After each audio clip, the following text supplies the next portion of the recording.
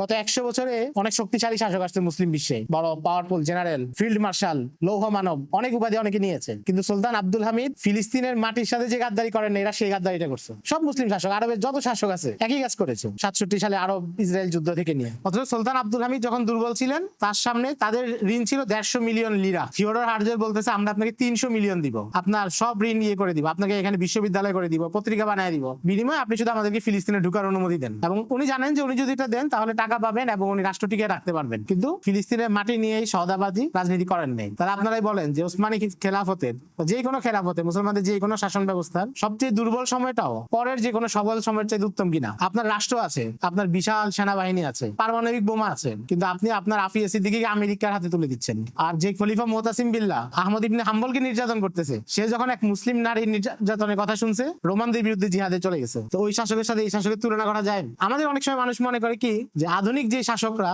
এরাও উমাইয়া আব্বাসী শাসকদের মতোই, কারণ তারাও তো নির্যাতন করতো, তারাও তো কারবালায় মানুষ মেরেছে, ইয়াজিদ মানুষ মেরেছে, আব্দুল মালিক ইবনে মারওয়ান মেরেছে, তাহলে আমাদের এই শাসকরা একই রকম।